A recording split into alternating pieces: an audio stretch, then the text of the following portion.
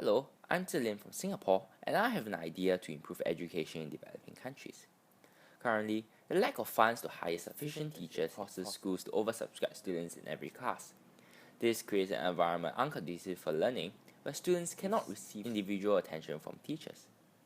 My proposal seeks to overcome this problem by encouraging students to help one another. Unlike in a traditional school, students will not only spend part of the day learning from a teacher. The rest of the time is spent learning from a senior student and teaching junior students. Teaching and learning can happen both through mentoring and classroom-style lessons. Let us start from mentoring. Mentors are selected from students who are competent in an academic subject to tutor junior students in a study group. Especially for students with illiterate parents, understanding that someone cares about their learning can motivate them to strive for academic work and discourage them against dropping out of school. Being a relatable role model, the mentor can also counsel them against bad influences such as drugs, gangs, and unsafe sexual practices if necessary. Mentors themselves benefit as their understanding of the subject matter is tested through teaching someone else, giving them an opportunity to improve.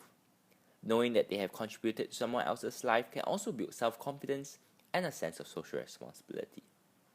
As an example, mentoring can play a significant role in negotiating the steep learning curve for grade 3 and 4 students in many African countries, as the language of instruction changes from an indigenous language to French or English. Mentors can pass on personally useful techniques for language learning to their mentees.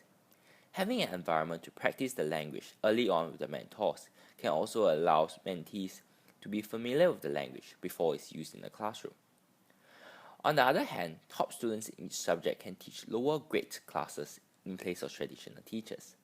Not only will they gain invaluable leadership experience, traditional teachers will also have more time for quality class preparation. Alternatively, traditional teachers can partner top students to teach the class in two groups, divided according to the academic need. My proposal is sustainable, requiring succeeding batches of students within a school and collaboration within schools for the most senior student of every school. This makes it resistant to drastic reductions in donation-based funding and external volunteers, which has caused other initiatives to fail.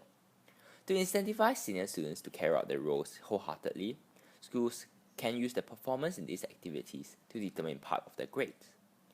Training sessions can also help them to understand their roles better and learn useful techniques. Ultimately, this initiative can only form part of the solution for improving education.